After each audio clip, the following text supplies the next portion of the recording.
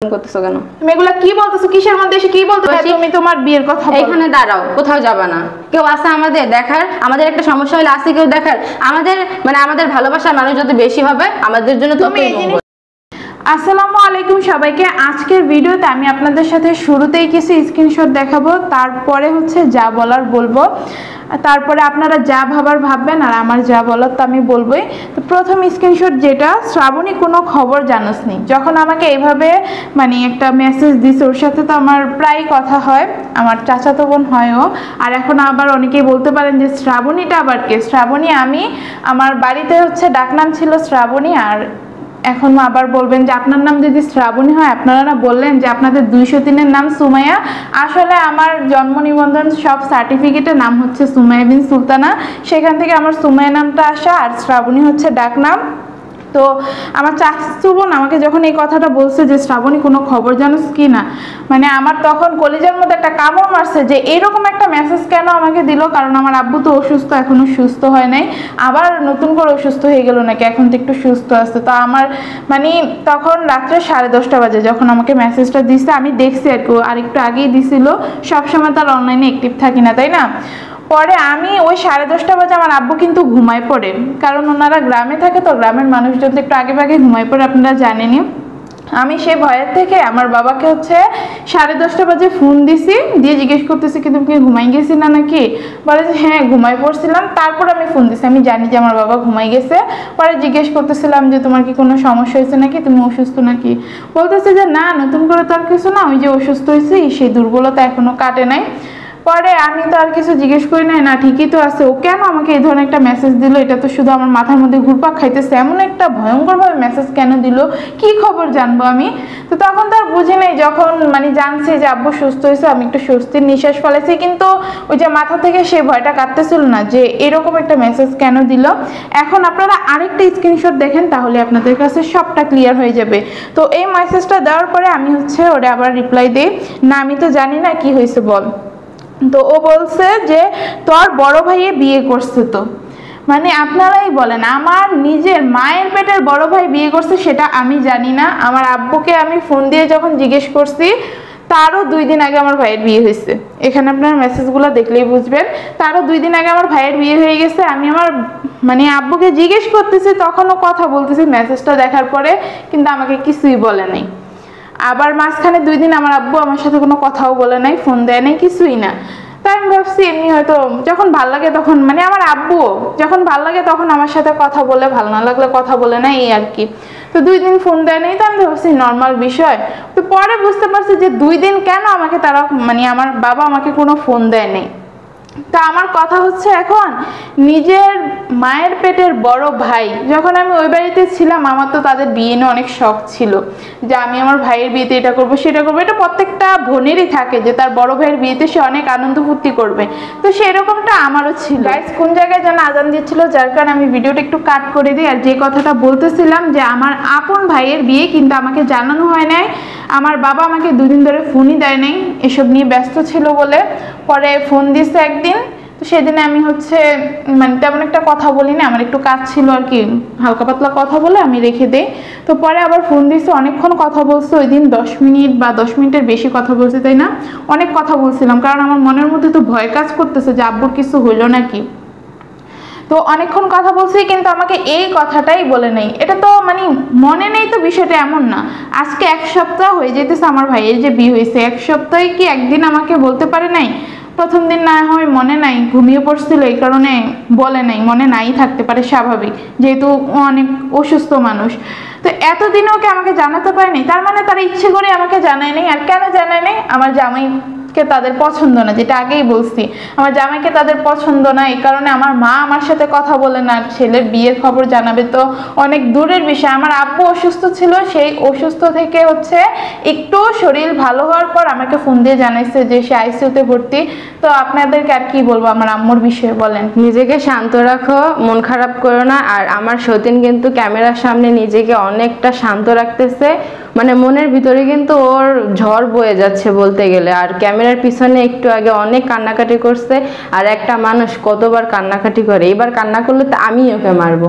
আর শুরু থেকে আমরা সতীন হওয়ার পর থেকে আমাদের ফ্যামিলি, ওর ফ্যামিলি বলেন আমার ফ্যামিলি বলেন, আমরা সব মানে দুজনের ফ্যামিলিকে অনেক ছাড় দিছি। কারণ তারা হচ্ছে মাঝে মধ্যে আমাদেরকে ফোন দিয়ে হচ্ছে গালাগালি করতো বা এমন কিছু একটা বাজে কথা বলতো, তো তাও আমরা কখনো তাদেরকে কিছু বলি নাই। মানে তাদের কাছে আমাদের কোনো সম্মান তো দূরের কথা, তারা মনে হয় আমাদের সন্তানও ভাবে না। মানে যেটা বললো নুফা আর কি, মানে ওর যখন মেসেজটা আমি প্রথমে দেখছি, দেখে গিয়ে দৌড় দিয়ে আগে নুফার কাছে মানে সুমাইয়ের কাছে গেছি, গিয়ে বলছি যে দেখো তোমার বাবার কি হয়েছে। পরে তো আলহামদুলিল্লাহ কিছু হয়নি। তারপরে যখন ওর চাচাতো বোনকে ফোন দিয়ে মানে মেসেজ দিয়েছে আর যখন বলছে যে ভাইয়ের বিয়ে, মানে এটা শোনার পরে তো আমি একদম থমকে গেছিলাম। মানে গাইস একটা বিয়ে, ওর বাবা কিন্তু ওর সাথে অনেক ভালো করে কথা বলে, মানে ওর জন্য যে ওর ভাইয়ের জন্য যে মেয়ে দেখতেছিল এটাও কিন্তু বলছে।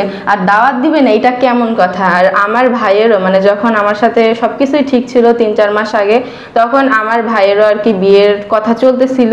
এখন ভাইয়ের বিয়ে হয়ে গেছে নাকি এখনো হয় নাই আমি তো মানে জানতেও পারবো না।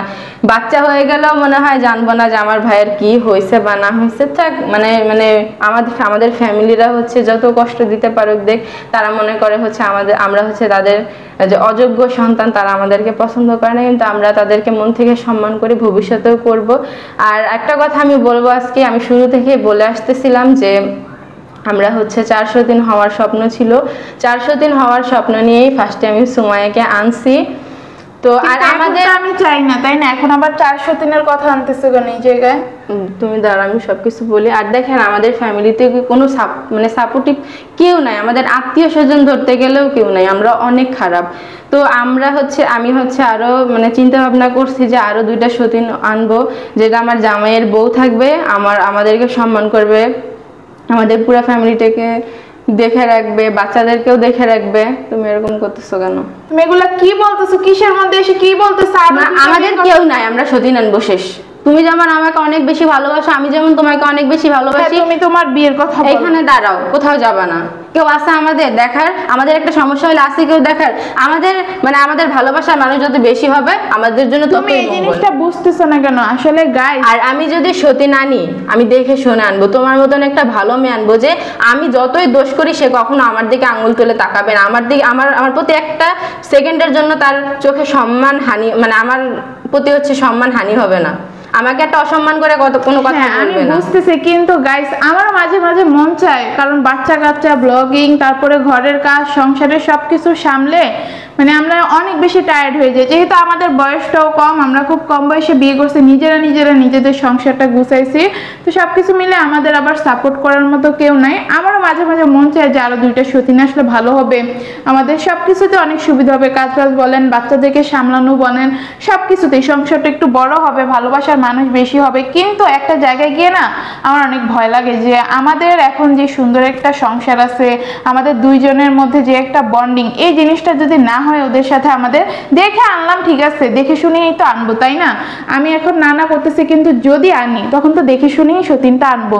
আর দেখো তারপরেও যদি একটা ঝামেলা হয়ে যায়, আমার হচ্ছে এই ভয়টা মন থেকে কাটে না। আমাদের সংসারটা যদি কি বলে নষ্ট হয়ে যায়, বাচ্চা কাচ্চা হয়ে গেছে, বাচ্চারা বড় হয়ে গেছে, আমরা যে কত ভালো থাকার চেষ্টা করছি, ফ্যামিলির সাথে কত মানে কন্টাক্ট করার চেষ্টা করছি, তাদের সাথে মিলেমিশে থাকার চেষ্টা করছি, আমার জামাইও কিন্তু কম করে নাই।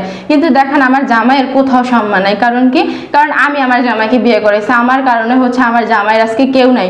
তিনি হচ্ছে একবেলা হচ্ছে কোনো আমার শ্বশুর, আমার বাপের বাড়ি হোক আর ওর বাপের বাড়ি হোক, একবেলা কখনো ঠিক মতন খাইতে পারে না। কার জন্য? আমার জন্য। এই জন্য আমি চিন্তা করছি যে আমি আরো 2টা সতীন আনবো, আমার জামাইয়ের কথাও চিন্তা করে, আমাদের বাচ্চাদের, আমাদের ফ্যামিলি সবার কথা চিন্তা করে আরো 2টা সতীন আনবো। আর যারা যারা সতীন হতে চাও কমেন্টে অবশ্যই মানে কমেন্টে বলবা যে আমি তোমার সতীন হতে চাই। আর আমি একটা কথা ক্লিয়ার করে দিতে চাই যে আমাদের মতন আমরা সতীন আনতে চাই। আমাদের মতন বলতে কি, আমাদের যেমন 3তলা বাড়ি আছে তারও 3তলা বাড়ি থাকতে হবে এমন না। মানে আমরা যেমন এক জায়গায় দাঁড়াইলে মানুষ বলে কি আমরা 2 বোন, কোথাও ঘুরতে গেলে বলে 2 বান্ধবী, আবার অনেকে বিশ্বাস করে না যে ওর ছেলে মেয়ে আছে, মানে মনে করে আমার ছেলে মেয়ে 2টাই। আচ্ছা আমি একটু বলি, আমাদেরকে যেমন মানুষজন কমেন্ট করে যে না বড় আপু অনেক সুন্দর, তারপর অনেকেই কমেন্ট করে কারো থেকে কেউ কম না। আমরা চাই যে বাকি 2 সতীন আসলে ওরাও যাতে এমন হয়, ওদেরকে কেউ যাতে কখনো ছোট আমাদের পাশে এসে দাঁড়ালে মনে হয় যাতে আমরা 3 বোন বা 4 বোন এরকম বলে। আর যাকে আনবো একটা কিউট মেয়ে আনবো যাতে আমাদের মতো কিউট থাকতে মানে আমাদের সাথে মিলে যায়, আমরা যেমন কিউট ও একটা কিউট হবে, মানে ও আমাদের পাশে দাঁড়ালে যেন নিজেকে কখনো ছোট না মনে করে। কিন্তু টাকা পয়সার কোনো ব্যাপার না, টাকা পয়সা দিয়ে কখনোই কিছু হয় না। আমাদের আমরা চাই হচ্ছে আরেকটা কথা আমি ক্লিয়ার করি, আমাদের মধ্যে যতই বন্ডিং হোক না কেন, যদি দেখেন যে মানুষজন বারবার কমেন্ট করতেছে ও দেখতে সুন্দর না, ও দেখতে এটা দেখতে ওইটা, ওর মনে কিন্তু ঠিকই গিয়ে খারাপ লাগবে। এই জিনিসগুলো আমাদের মেয়েদেরকে অনেক হার্ট করে, যখন কেউ আমাদের কোনো একটা মেয়েকে ছোট করে কথা বলে না, এটা আমরা সবাই জানি। যতই বলি যে ওনাদের কথা পাত্তা দিব না, অবশ্যই খারাপ লাগে। তো ও যদি অনেক ধৈর্যশীল হয় যে সতীনের সংসারে আসতেছে, 3 নম্বর বউ হয়ে আসতেছে, 4 নম্বর বউ হয়ে আসতেছে, ওর মধ্যে অনেক ধৈর্য, তারপর ওর খারাপ লাগবে, ওর মনে কষ্ট লাগবে। তো আমরা চাই না যে এরকম কিছু তৈরি হোক, যার কারণে আমার সতীন এই কথাটা বলছে আর কি। তো এখন আসি যে কথাগুলো আমি বলতেছিলাম আমার বাবার বাড়ির কথা। আমি এটা কখনো কল্পনাই করি নাই যে আমার আব্বু আমাকে এই কথাটা জানাবে না আমার ভাইয়ের বিয়ে হয়ে যাইতেছে। এমনকি আমার ভাইয়ের বিয়ে হওয়ার 3-4 দিন আগেও আমি আমার আব্বুকে হুট করে কেন জানি আমার মনে হলো আর কি, আব্বু তো অনেক অসুস্থ ছিল না, তো আম্মুও তো অসুস্থ, আম্মু অত সুস্থ না, কাজবাজ করতে অনেক কষ্ট হয়। যখন আমি বাসায় ছিলাম তখন হচ্ছে আমি আম্মুকে কাজ টাজ করতে হেল্প করতাম, অনেকটাই হেল্প করতাম, তো আম্মুর কষ্ট একটু কম হইতো। এখন যখন আমি আইসা পড়ছি, আম্মুর বয়স হয়ে গেছে, 4 বছর হয়ে গেছে আমার যে বিয়ে হয়ে গেছে, তো ভাইয়া হচ্ছে চাকরি ছিল না বড় ভাইয়ের, তো যার কারণে হচ্ছে এইসব দিকে আগাইতেছিল না। এখন তো চাকরি হয়ে গেছে, সব কিছু আছে, 2 ভাই চাকরি করতেছে, আমাদের অবস্থা আলহামদুলিল্লাহ এমনিতেও ভালো। তো আমি বলতেছি যে আম্মুর তো অনেক চাপ হয়ে যায়, তুমি অসুস্থ হয়ে যাও, তোমার সেবা যত্ন করা, তারপরে হঠাৎ করে তোমাকে নিয়ে হসপিটালে ভর্তি করতে হয়, কয়েকদিন পর পর এটা হয়। আর একটা রুগী সামলানো তো চারটিখানি কথা না, সে নিজেই রুগী, সে আবার আরেকটা রুগীকে সামলাতে, বুঝতেই পারেন কতটা কষ্ট হয়। তো ভাইয়াকে বিয়ে করাইতেছো না কেন? এখন তো চাকরি পাইছে, এখন কেন বিয়ে করাচ্ছ না? তো গাইস, আমি যেটা বলতেছিলাম যে আমার ভাইকে বিয়ে করানোর কথা বলছি 3-4 দিন আগে আমার ভাইয়ের বিয়ে হয়ে যায়, তখন আমার আব্বা আমাকে বলছে কি যে হ্যাঁ মেয়ে তো দেখতেছি, আরো 2-3 মাস ধরে মেয়ে দেখতেছে, কিন্তু তো কোনো মেয়ে নাকি পছন্দ হয় না। এমনকি যখন মেয়ে দেখে তখন আমাকে কয়েকবার বলছিল যে আসো তুমি এসে মেয়ে দেখে যাও। পরে আমি বলছি কি আমি গিয়ে কি করবো, শুধু শুধু মেয়ের বাড়িতে এত মানুষ গিয়ে কি গ্যাঞ্জাম করলে হয় নাকি? তোমার যার বউ তার পছন্দ হলেই তো হয়েছে, আমরা শুধু শুধু মানুষ গিয়ে কি করব? তো তখন আর কিছু বলে নাই।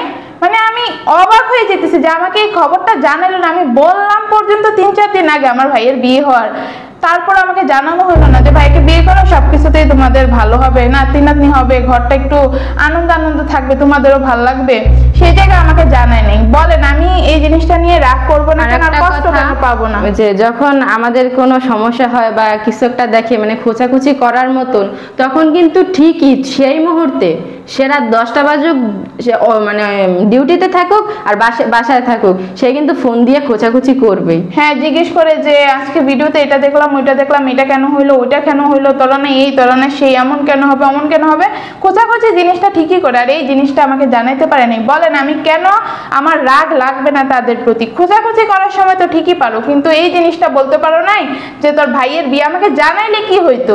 আমার জামাই খারাপ, আমার জামাইকে তাদের পছন্দ নেই, এই কারণে জানাই নেই আর কি। ওই এর আগে থেকে আমার না মন চায় যে আমার জামাইকে আরো 2টা বিয়ে করে দিই, কারণ এমনিতেই তো শুনতে হয় যে আমার জামাই খারাপ, এটা সেটা। শুধুমাত্র ওই যে ভয়টা বললাম, কোন জায়গায় আমাদের সম্পর্কটা যদি এমন না থাকে, সংসারটা নষ্ট হয়ে যায়, বাচ্চারা এখন বড় হয়ে গেছে, তো এই ভয়টা থেকে হচ্ছে সতী নানার দিকে আমি আগাচ্ছি না আর কি, এটাই হচ্ছে আমাদের ভয়। তো যাই হোক, আর আমি একটা কথা শেষ করতে পারিনি, হচ্ছে টাকা পয়সা কোনো ব্যাপারই না, একটা কিউট মানে সুন্দরী মেয়ে থাকবে আমাদের সাথে দাঁড়ালে, যাতে ওকে কেউ বলতে না পারে যে তুই মানে কালো বা তোকে দেখতে সুন্দর না। আসলে ওদের সাথে যায় না, ওদের সাথে যায় না। আসলে আমরা এমন একটা মেয়ে চাই যাতে আমাদের সাথে দাঁড়ালে সবাই বলবে মানে সাকিবের 3টা বই অনেক সুন্দর। এক কথা, টাকা পয়সা সে গরিব ঘরের, সে কুড়ে ঘরের মেয়ে হলেও কোনো সমস্যা নাই। তো এটাই আর কি গাইস, আজকের ভিডিওতে আমি আর বেশি কিছু বলতেছি না, কারণ আমার এমনিতেই মেজাজ অনেক মানে হাই হয়ে গেছে এই খবরটা জানার পরে, যে আমার অন্য মানুষের থেকে জানতে হয়। যদি ও না জানে তো আমি কিন্তু জানতামই না যে আমার ভাই জামাইয়ের বিয়ে দিব, আবারও 3য় বিয়ে দিবে, তো 3য় বিয়ের গায়ে হলুদ, তারপরে বউ ভাত সবকিছু হচ্ছে, তুমি নাচবা, তুমি সবকিছু করবা, হয়েছে, আর কিছু বলা লাগবে না। তো যাই হোক গাইস, ব্লগটা এখানেই শেষ করে দিচ্ছি। আর আজকে হয়তো বা আপনাদের কাছে একটু অন্যরকম লাগতে পারে আমাদের ব্রেকগ্রাউন্ড, কথাবার্তা সবকিছু, ঘরে আসলে কাজ ধরে আছে, তো আপনারা হয়তো শর্টসে অনেকে দেখছেন, আবার নাও দেখতে পারেন, যার কারণে একটু ঘরটা হিবিজিবি হয়ে আছে। ব্লগটা এখানেই শেষ করতেছি। আল্লাহ হাফেজ।